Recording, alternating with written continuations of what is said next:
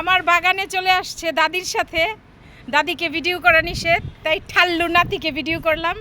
সে এই যে করলা পারতেছে, করলার ভিডিও দিতে দিতে ফেসবুকের অবস্থা খারাপ হয়ে গেছে।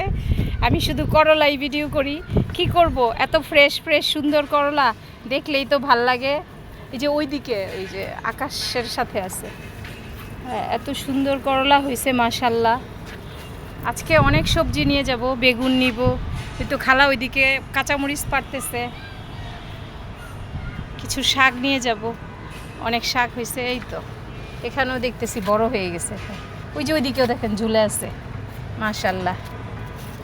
আসলে গাছ বুনলে এত সুন্দর করে হয়, এটাই তো ভাল লাগে। আরও অনেক করলা হয়েছে, এবার করলার পাহাড় হয়ে গেছে আমার। এই তো কত নাইস মাশাল্লাহ। কঠিন সবজি পাড়াও খুব কঠিন, তো টেনে টেনে নিয়ে আসতেছে। এই তো যেদিকে ক্যামেরা ধরি সেদিকেই করলা, যেদিকে ক্যামেরা ধরি সেদিকেই করলা। এই তো ওয়াও, অনেক বড়, আরেকটা বড় আছে তো এখানে। কলমি শাক, তো আজকে তো বাসায় বাজার নাই, আগেই বলছি। শাকসবজি নেওয়ার জন্য ছাদে আসছি সাহায্যকারীকে নিয়ে, আর আজকে অনেক কিছু নিয়ে যাব, তার মধ্যে কলমি শাকটাও নিব।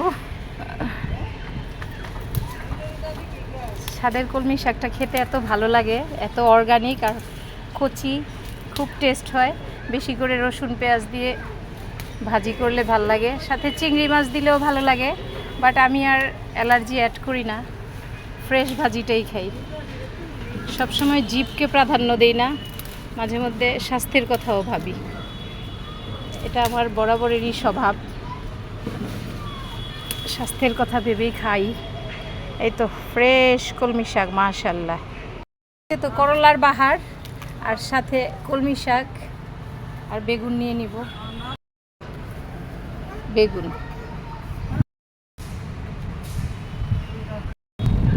ছাদে সবজি নিতে আসলে সবজির অভাব নাই, অনেক সবজি হয়ে যায় টুকটাক টুকটাক করে। এটা আসলে আল্লাহর রহমত বলা চলে। তো উপর থেকে আরো এত সবজি নিয়ে আসলো, দেখি ও বাবা, মরিচ, চিচিঙ্গা, দুন্দুল, কলমি শাক। রাখো খালা, এখানে রাখো মাশাল্লাহ। কলমি শাকটা এদিকে রাখো সুন্দর করে। বললাম না ছাদে আসলে তরকারির অভাব নাই, তখন শুধু। হ্যাঁ বেগুন নিয়ে নিছি, আরো নিব। বাকাতারা চিচিঙ্গা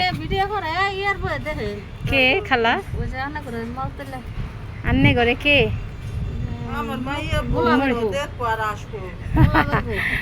মুলামের বউ, তোমার ভাইরাল করে দিতেছি ভালো তো। না ওইগুলিও নাও। এই তো এত মরিচ, এই তো আলহামদুলিল্লাহ অনেক সবজি। আজকে গোল বেগুনও নিব, কিছু গোল বেগুন বড় হয়েছে, খালা নিয়ে নিচ্ছে মাশাল্লাহ। চিরো দেখো কি স্কিন, আমার ছাদের বেগুনের স্কিন দেখলে আমি তাকায় থাকি, টসটসে মাশাল্লাহ। হ্যাঁ ছিঁড়ে ফেলো, যেগুলি বড় হয়েছে ছিঁড়ে ফেলো। এটাও রাখো ব্যাস। এই যে একটা ওয়াও নাও, এই যে একটা আলহামদুলিল্লাহ অনেক বেগুন। আমি তো ছিঁড়তেই পারি, ওই যেটা এগুলি এইখানেই দিবা, বেগুন গাছে ওই লম্বা বেগুন গাছে দিবা। এটা নাও খালা, এই তো 1 কেজি বেগুন নিয়ে নিলাম মাশাল্লাহ মাশাল্লাহ, অনেক বেগুন সবজিতে ভরপুর মাশাল্লাহ। প্রতিদিন তো এসে এসে দেখি মিষ্টি কুমড়াটা কত বড় হইলো মাশাল্লাহ, অনেক বড়। হ্যাঁ এটা পাকতেছে, লাল লাল হচ্ছে এই যে।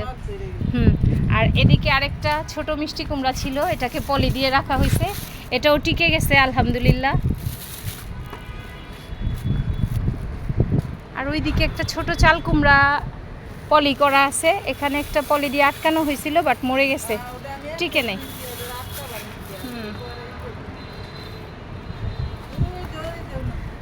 তো মিষ্টি কুমড়া গাছ বৃষ্টিতে একটু চেহারাটা সুন্দর হয়েছে মাশাল্লাহ আলহামদুলিল্লাহ।